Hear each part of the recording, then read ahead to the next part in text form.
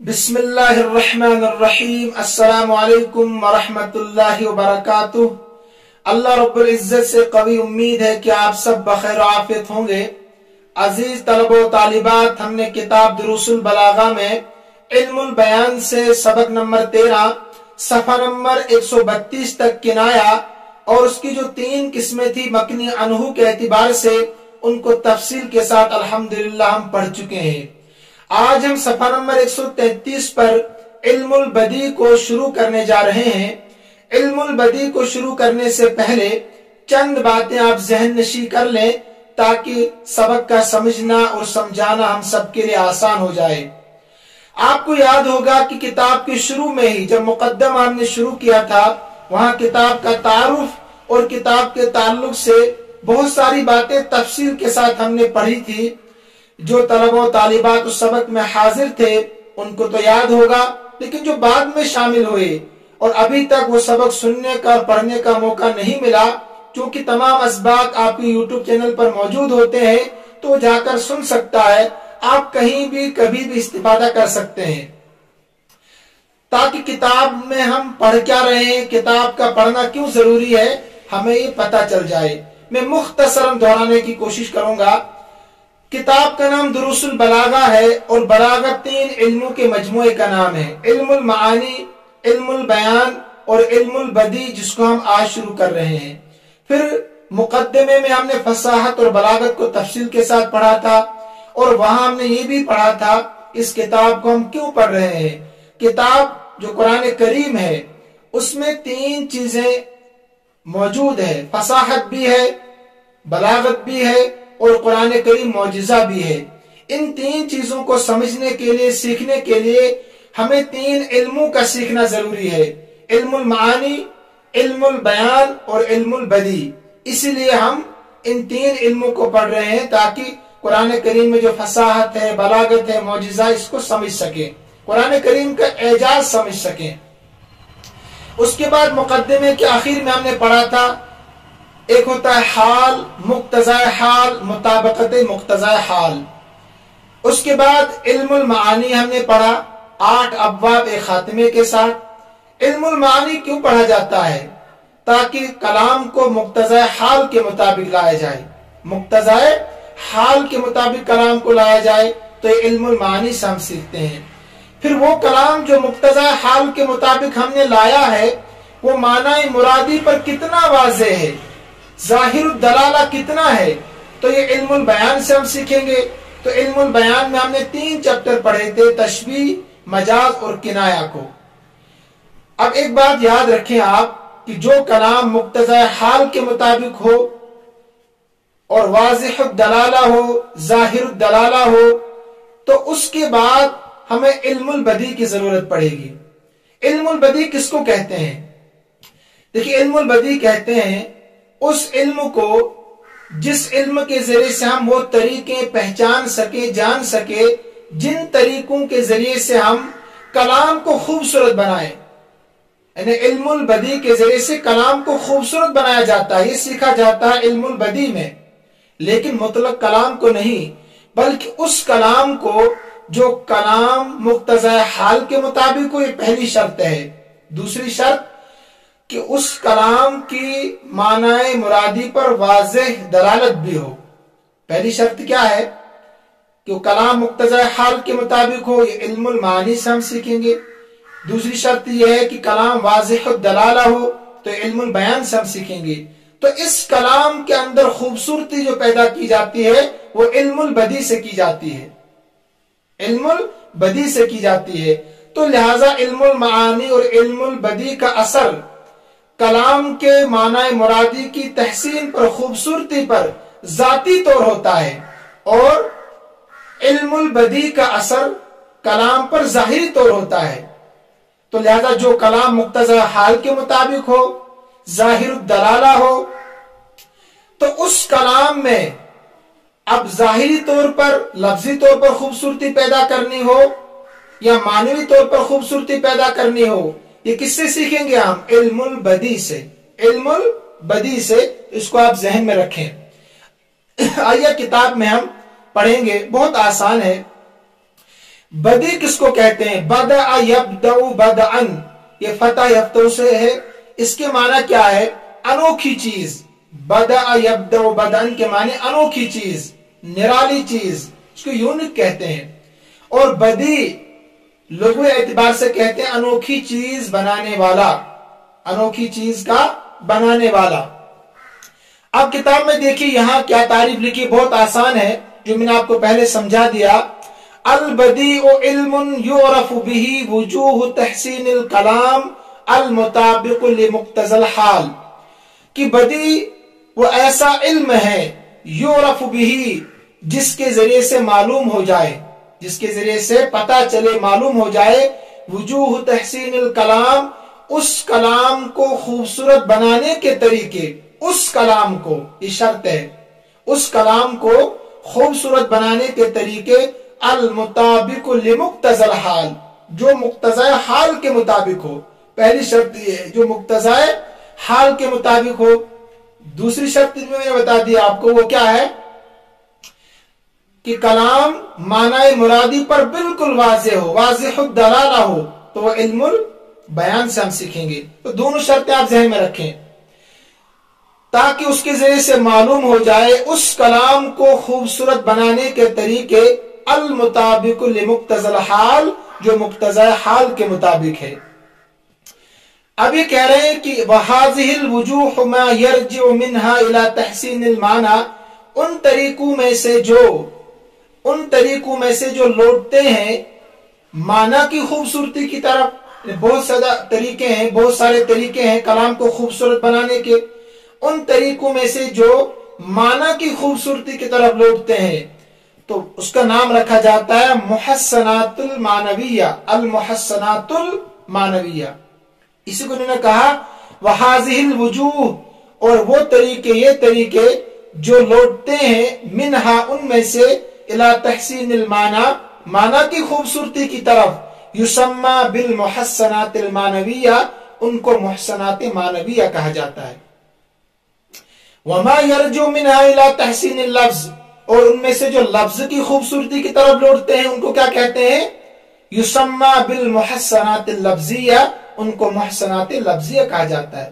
آسان لفظوں میں کہ علم بدی کلام کو دو طریقے سے خوبصورت بناتا ہے، اس کلام کو جو مقتضی حال کے مطابق ہو اور واضح الدلالہ ہو، دو طریقوں سے خوبصورت بناتا ہے۔ ایک تو معنوی اعتبار سے، اس کو محسنات معنویہ کہتے ہیں، یا لفظی اعتبار سے اس کو محسنات لفظیہ کہا جاتا ہے۔ اب یہاں سے پہلی قسم جو ہے محسنات لفظیہ کو ہم شروع کرنے جا رہے ہیں، بہت آسان ہے۔ دیکھیے التوریہ، محسنات معنویۃ، محسنات معنویہ۔ التوریہ پہلی قسم ہے توریہ۔ کس کو کہتے ہیں توریہ؟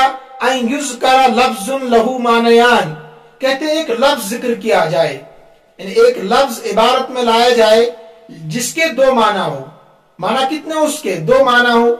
ایک معنی تو قریبی ہو، لفظ بولتے آپ کے ذہن میں آ جائے، لفظ بولتے ہی آپ کے ذہن میں آ جائے، اور دوسرا معنی بعید ہو، اس میں آپ کو عقل شریف کا استعمال کرنا پڑے، غور و خوض کرنا پڑے، تب جا کر اس معنی تک آپ پہنچے۔ اس کی مثالیں پہلے بھی ہم پڑھ چکے ہیں کنایہ میں، مجاز میں۔ تو غور و خوض کے بعد آپ اس معنی تک پہنچے، تو لفظ کے دو معنی، ایک تو قریبی معنی، ایک دم آپ کا ذہن وہاں پہنچتا ہے، دوسرا معنی بعید، کہ وہاں غور و خوض کے بعد آپ پہنچتے ہیں، ٹھیک ہے۔ لیکن مراد وہ دور والا معنی ہو جہاں آپ کو غور و خوض کرنا پڑے، غور و فکر کرنا پڑے، مراد عبارت میں وہی معنی ہو، اس کا نام ہے توریہ۔ کیا نام ہے اس کا؟ توریہ۔ دیکھیے ترجمہ، التوریۃ توریہ، ان یذکر لفظ، کی ذکر کیا جائے ایسا لفظ، لہو معنیان، جس کے دو معنی ہوں، قریب، ایک تو قریبی معنی، یتبادر فہمہ من الکلام، جس کو کلام سے بہت جلد سمجھ لیا جائے، یتبادر جلدی سمجھ لیا جائے، یتبادر کے معنی جلد سمجھ لیا جائے، فہمہ سمجھنا، من الکلام کلام سے، تو جس کو کلام سے بہت جلد سمجھ لیا جائے۔ وبعید دوسرا معنی ہے دور کا، هو المراد بالافادۃ لقرینۃ مخفیۃ، جو فائدہ پہنچانے کے لیے مقصود ہو، جو فائدہ پہنچانے کے لیے مقصود ہو کسی مخفی پوشیدہ قرینے کی وجہ سے. هو المراد جو مقصود ہو بالافادتی فائدہ پہنچانے کے لیے لقرینۃ مخفیۃ کسی مخفی پوشیدہ قرینے کی وجہ سے. اس کی مثال دیکھیے یہاں هو الذی یتوفاکم باللیل وَيَعْلَمُ مَا جَرَحْتُمْ بِالنَّهَارِ. قرآن کریم کی آیت ہے، ترجمہ دیکھیے. وہ اللہ ایسا ہے، یعنی وہ ذات ایسی ہے جو رات کے وقت تمہیں موت دیتا ہے، ایک اندازے سے موت دیتا ہے، مارتا ہے تم کو. يَتَوَفَّاكُمْ بِاللَّيْلِ وَيَعْلَمُ مَا جَرَحْتُمْ بِالنَّهَارِ، اور جانتا ہے جو کچھ تم دن میں کرتے ہو، جو کچھ تم دن میں کرتے ہو. اس عبارت میں محل استشہاد، جس لفظ کو ہم نے سمجھنا ہے اس کو کہتے ہیں محل استشہاد. جرحتم ہے، جرحتم کے دو معنی ہیں، ایک تو قریبی معنی، ایک دور کا معنی. آپ بھی سمجھ گئے ہوں گے، ہے نا؟ جرحتم کا معنی آپ سمجھ گئے کہ نہیں؟ اس کا معنی ہے زخمی کرنا یا زخمی ہونا، ایک دم آپ سمجھ گئے. لیکن دور کا ایک معنی اس کا ہے، وہ ہے جرحتم کا ایک دور کا معنی ہے، وہ ہے گناہ کا ارتکاب کرنا. تو یہ معنی تو آپ کے ذہن میں نہیں آئے ہوں گے نا. تو جرحتم بولتے ہی ایک جو قریبی معنی ہے زخمی کرنا، زخمی ہونا، ایک اس کے قریبی معنی ہے مال کا کمانا، مال کا حاصل کرنا بھی. لیکن یہ عمومی طور پر استعمال نہیں ہوتا، اس لیے ہم یہی سمجھتے ہیں زخمی ہونا، زخمی کرنا. لیکن دور کا معنی کیا ہے؟ گناہ کا ارتکاب کرنا. تو دو معنی اس کے، ایک تو قریبی معنی، ایک دور کا معنی. لیکن مراد یہاں پر دور کا معنی ہے گناہ کا ارتکاب کرنا، کہ اللہ جانتا ہے جو کچھ تم دن میں گناہ کرتے ہو. اس کو کہتے ہیں توریہ. تو اس سے کلام میں خوبصورتی پیدا ہوتی ہے، لیکن یہ کلام مقتضی حال کے مطابق بھی ہے اور واضح الدلالہ بھی ہے، تب جا کر علم البدیع اپنا کام کرے گا. اس کو ذہن میں رکھیے گا.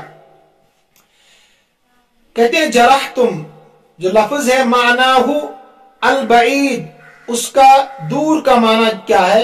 وہ ارتکاب الذنوب، وہ گناہ کا ارتکاب کرنا. قریبی معنی انہوں نے یہاں نہیں لکھے اس لیے کہ ان کو پتا تھا کہ پڑھنے والے آپ جیسے قابل ہوں گے. تو قریبی معنی کیا ہے؟ زخمی کرنا، زخمی ہونا، مال کا کمانا، تجارت کرنا بھی اس کا معنی آتا ہے. دوسری مثال دیکھیے اسی کی، توریہ کی. یا سیدن حاز لطفن، اے سردار. حاز لطفن، دیکھ اس میں کوئی لفظ ایسا نہیں ہے جس کے لغوی تحقیق بتانی ہو. یہ توفاکم معنی موت دینا، لیل جانتے ہیں آپ رات، جرحتم زخمی کرنا ہے، زخمی ہونا. امتحان میں آئے تو یہی لکھے گا. پہلے الفاظ دیکھیے، حاضہ یحوز کے معنی جمع کرنا، نصر ینصر سے ہے یہ. اور برایا بریتن واحد اس کی ہے. عبید عبد واحد غلام. آگے جفا کا جفا یجفو بھی نصر ینصر سے ہے، اس کے معنی ظلم زیادتی کرنا. زاد یزید کے معنی بڑھنا. اب ترجمہ دیکھیے، یا سیدن اے آقا، حاز لطفن آپ نے بہت ساری برائی جمع کر لی ہے. لہ البرایا عبیدن اور ساری مخلوق آپ کی غلام ہے، ساری مخلوق آپ کی غلام ہے. انت الحسین آپ حسین ہیں. ولیکن جفا کفینا یزید لیکن آپ کی بے رخی، آپ کا ظلم ہمارے درمیان بڑھتا ہی جا رہا ہے. یہاں محل استشہاد یزید جس سے ہمیں بحث ہے. دیکھیے یزید ایسا لفظ ہے جس کے دو معنی ہیں، ایک تو قریبی ایک دور کا. جرحتم کی طرح قریبی معنی کیا ہے؟ ایک دم آپ سمجھ گئے ہوں گے، اس سے یزید بن معاویہ مراد ہے یا کسی کا نام ہوتا ہے یزید. لیکن اس کے معنی ایک دور کے بھی ہے. زاد یزید یہ فعل مضارع ہے، زاد یزید فعل مضارع بھی ہے. تو دو معنی، ایک تو علم ہے، نمبر دو یہ فعل ہے. لیکن یہاں دور کا معنی مراد ہے جو علم نہیں ہے بلکہ فعل ہے، جو زاد یزید سے فعل ہے، اسی کا نام توریہ ہے. ایک بات آپ کو اور سمجھنی یہاں پر ہوگی. آپ نے پڑھا تھا استعارہ مجردہ اور استعارہ مرشحہ، پڑھا تھا نا آپ نے. مجردہ کہتے ہیں جہاں پر کوئی مناسب اور ملائب لفظ ذکر نہ کیا گیا ہو مشبہ کا، ٹھیک ہے، اس کو کہتے ہیں مجردہ. اور مرشح کہتے ہیں جہاں پر کوئی مناسب لفظ ذکر کیا گیا ہو، جیسے وہاں آپ نے پڑھا تھا جناح الطیر، سمجھا تھا آپ کو وہاں پر. تو یہاں پر جو پہلی دو مثالیں دی نا توریہ کی، پہلی مثال ہے توریہ مجردہ.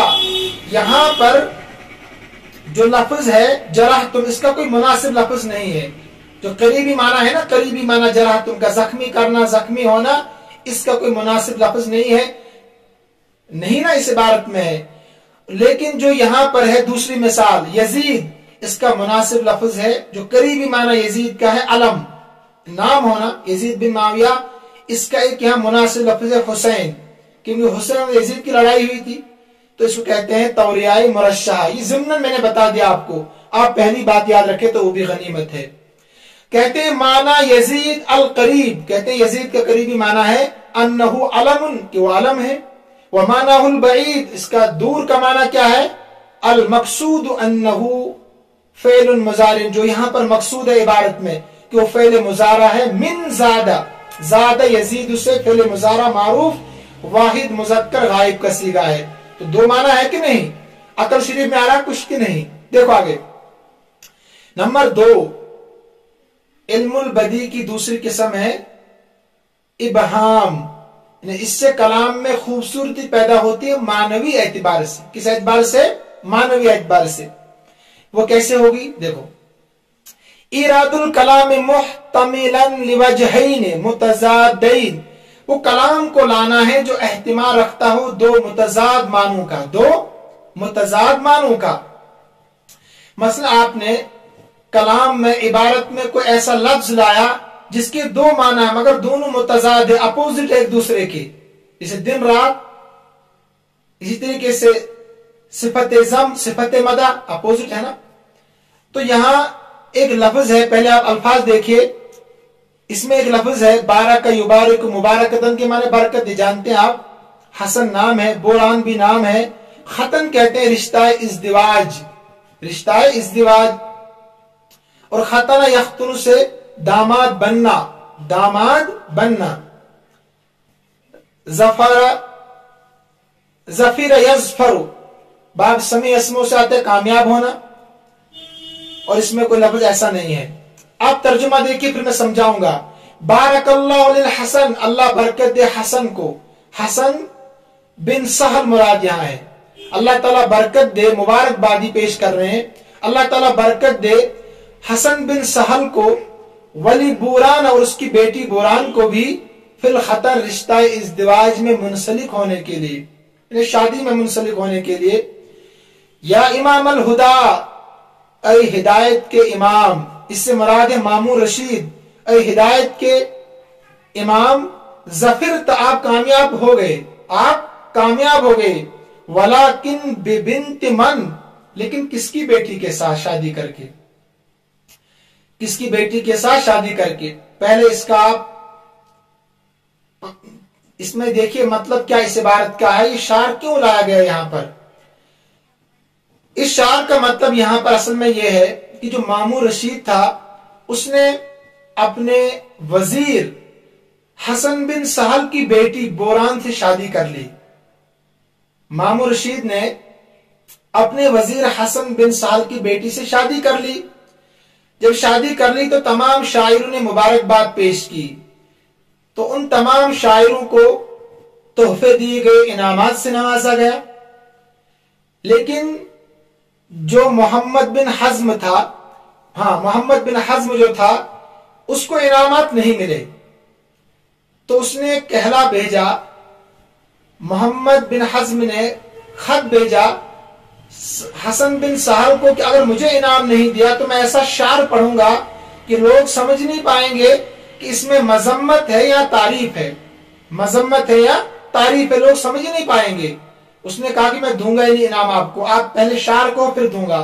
تو اس نے شعر ایسا کہا کہ سمجھ میں نہیں آ رہا ہے کہ یہ تعریف ہے یا مذمت ہے. کیسے؟ اب میں سمجھاؤں گا آپ کو بھی سمجھ میں آیا ہوگا.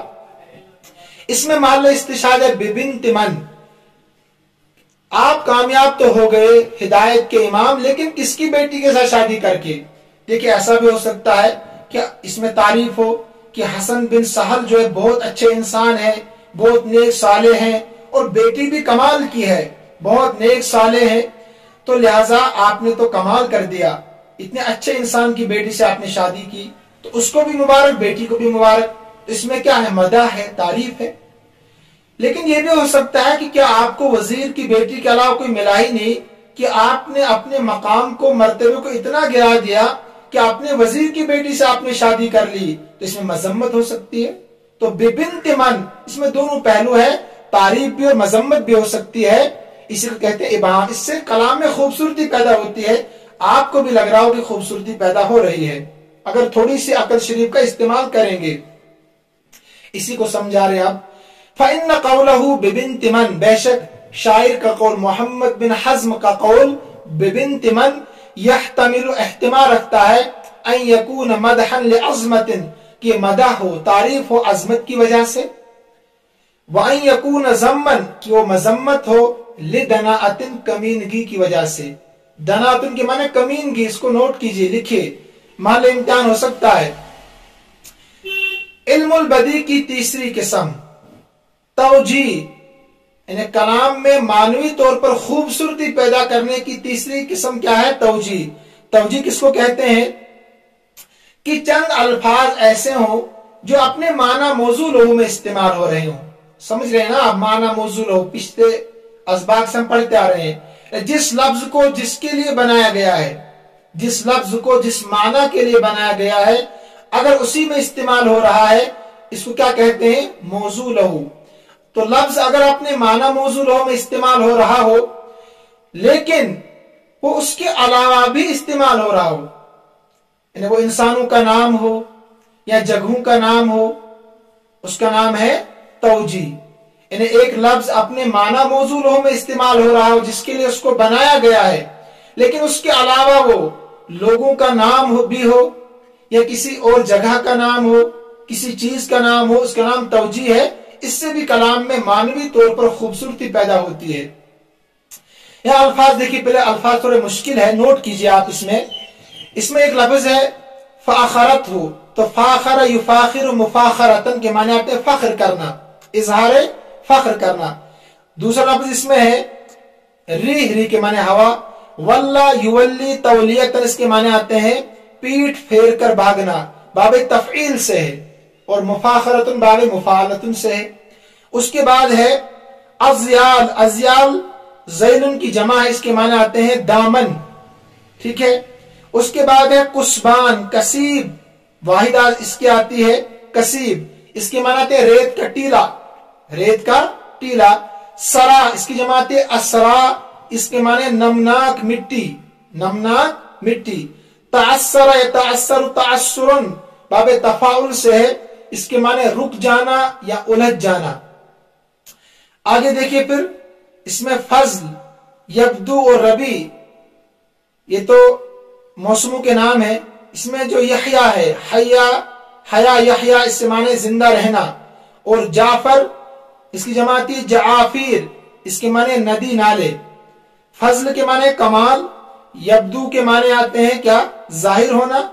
ربی کے معنی موسم بہار، تو آپ جانتے ہی ہیں. یبدو کے معنی ظاہر ہونا، لہلہانا یہاں مراد ہے. اور ربی کے معنی موسم بہار. روزن کے معنی باغات. اور جعفر، اس کی جماعتی جعافیر، ندی نالے. یہ اہم الفاظ محل امتحان ہے، یاد رکھیے گا اس کو. اب ترجمہ دیکھیے. اذا فاخرت الریح ولت علیلتن، جب ہوا جس سے محبت کرتا ہے اس کی تعریف کر رہا، اس کو کہتے ہیں ممدوح. جس سے آپ محبت کرتے ہیں یا جس کی تعریف کرتے ہیں اس کو بھی ممدوح کہتے ہیں. جب ہوا اس ممدوح کے سامنے ناز و انداز سے چلتی ہے، فخر کے ساتھ چلتی ہے، نخرے کر کے چلتی ہے، جب ہوا اس ممدوح کے سامنے ناز و انداز کے ساتھ چلتی ہے، ولت علیلتن بازیال کسبان السرا تتعثروا، تو پیٹھ دکھا کر نمناک مٹی کے ریتیلے ٹیلوں کے دامن سے الجھ جاتی ہے. ریتیلے ٹیلوں کے دامن سے الجھ جاتی ہے. ترجمہ ہو گیا. بِهِ الْفَضْلُ يَبْدُو وَالرَّبِيعُ وَكَمْ غَدَا بِهِ الرَّوْزُ يَحْيَا وَهُوَ لَا شَكَّ جَعْفَرُ، اور اسی کی وجہ سے، بِهِ اسی کی وجہ سے، فضل اسی کی وجہ سے، فضل اور ربی یبدو لہلہا رہے ہیں. وَكَمْ غَدَا بِهِ الرَّوْزُ، اور کتنے ہی باغات یحییٰ سرسبز و شاداب ہے، وَهُوَ لَا شَكَّ جعفر، اور اس میں کوئی شک اور دو رائے نہیں ہے کہ وہ جعفر ہے۔ وہ کیا ہے؟ جعفر ہے۔ دیکھیں اس میں بتانا آپ کو یہ ہے، اس میں جو محل استشہاد ہے وہ ہے فضل، ربی، یحییٰ اور جعفر، چار الفاظ، یہ اپنے معنی موضوع لہو میں استعمال ہے۔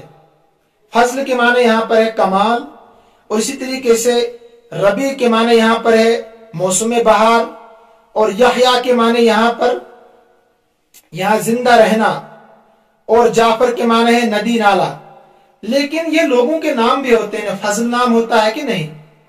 اسی طریقے سے ربی بھی نام ہوتا ہے، اسی طریقے سے یحییٰ بھی نام ہوتا ہے انسانوں کا، اور جعفر بھی نام ہوتا ہے۔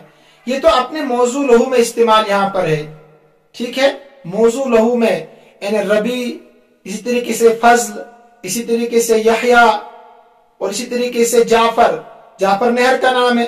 تو یہاں تمام الفاظ، چاروں کے چاروں الفاظ اپنے معنی موضوع لہو میں استعمال ہے، لیکن اس کے علاوہ، اس سے ہٹ کر یہ لوگوں کے نام بھی ہوتے ہیں۔ فضل بھی نام ہوتا ہے، اسی طریقے سے ربی بھی نام ہوتا ہے، یحییٰ بھی نام ہوتا ہے، جعفر بھی نام ہوتا ہے، اسی کا نام ہے توجیہ۔ ترجمہ دیکھیے اوپر کا رہ گیا، التوجیہ، توجیہ افادت معنی بالفاظ موضوعۃ لہو، کہ وہ بیان کرنا ہے ایسے معنی کو ایسے الفاظ کے ساتھ جو اسی کے لیے وضع کیے گئے ہوں۔ وہ معنی کو بیان کرنا ایسے الفاظ کے ساتھ جو اسی کے لیے وضع کیے گئے ہوں۔ وَلَكِنَّهَا أَسْمَاءُ نَاسٍ، لیکن وہ لوگوں کے نام بھی ہو، لیکن ساتھ میں وہ لوگوں کے نام بھی ہو، او غیرہم، یا ان کے علاوہ کسی جگہ کا نام ہو یا کسی چیز کا نام ہو۔ كَقَوْلِ بَعْضِهِمْ يَصِفُ نَهْرًا، جیسے کہ کوئی شاعر نہر کا وصف بیان کرتے ہوئے، نہر کی خوبی کو بیان کرتے ہوئے اس نے کہا بِهِ الْفَضْلُ يَبْدُو وَالرَّبِيعُ وَكَمْ غَدَا بِهِ الرَّوْزُ يَحْيَىٰ وَهُوَ لَا شَكَّ جَعْفَرُ۔ سمجھ گئے ہوں گے آپ، دیکھیں آگے، فَالْفَضْلُ وَالرَّبِيعُ وَيَحْيَىٰ وَجَعْفَرُ، کہتے ہیں فضل، ربی، یحییٰ، جعفر اسماء ناس، لوگوں کے نام بھی ہے، لیکن ادھر سے اپنے معنی موضوع لہو میں استعمال ہے جس کے لیے ان کو بنایا گیا ہے۔ ایک دوسری مثال دے، لوگوں کے نام تو نہیں مگر وہ صورتوں کے نام ہیں، جیسے وما حسن بیت لہو زخرف، اس میں الفاظ دیکھیے، پہلے زخرف کے معنی ظاہری خوبصورتی، ظاہری، زخارف اس کی جمع آتی ہے زخرف کی، اور زلزلہ یزلزل زلزلتن فعللتن سے ہے، اس کے معنی آتے ہیں بہنچال آنا، ٹھیک ہے، دو لفظ اس میں ہے مشکل ترین۔ کہتے ہیں وما حسن بیتن، اس گھر کی کوئی خوبصورتی نہیں ہے، لہو زخرفن، جس کی ظاہری خوبصورتی ہو، صرف ظاہری خوبصورتی، تراہ، تو اس گھر کو دیکھے گا جس کی ظاہری خوبصورتی ہو، اذا زلزلت، جب بہنچال آئے گا، لم یکن، تو وہ موجود ہی نہیں ہوگا۔ لم یکن کا ترجمہ وہ موجود ہی نہیں ہوگا۔ دیکھیں یہاں پر زخرف، زلزلت، لم یکن، یہ اپنے معنی موضوع لہو میں استعمال ہے، معنی موضوع لہو میں۔ زخرف کے معنی کیا ہے؟ ظاہری خوبصورتی، تو اپنے معنی میں استعمال ہے، بالکل صحیح جگہ پر، حقیقت ہے۔ اور اس طریقے سے زلزلت کے معنی بہنچال آنا، اپنے اصلی معنی میں استعمال ہے، اور لم یکن کے معنی موجود نہ ہونا، ختم ہو جانا، اپنے اصلی معنی میں استعمال ہو رہا ہے۔ لیکن آپ تو جانتے ہیں اس کے علاوہ بھی سورہ زخرف ہے، سورت کا نام ہے، زلزلہ سورہ زلزال کا نام ہے نا۔ اسی طریقے سے لم یکن، سورہ لم یکن الذین کفروا ہے۔ تو یہ خوبصورتی ہے، اسی کا نام علم بدیع ہے۔ علم بدیع کی جو تیسری قسم ہے التوجیہ، کہ ایسے الفاظ کا استعمال کرنا جو اپنے معنی موضوع لہو میں ہی استعمال ہو رہے ہوں، لیکن اس کے علاوہ بھی وہ لوگوں کے یہاں تو نام ہو، یا اسی طریقے سے جگہ کے نام ہو، یا صورتوں کے نام ہو۔ اس لیے یہاں پر دو مثالیں پیش کی ہے۔ انشاءاللہ کل ہم چوتھے نمبر سے ہم شروع کریں گے اتباق کو۔ اللہ تبارک و تعالی ہم سب کا حامی و ناصر ہو۔ اللہ تبارک و تعالی ہم سب کو اپنے امن و امان میں رکھے، اپنے حفاظت میں رکھے۔ السلام علیکم ورحمۃ اللہ وبرکاتہ۔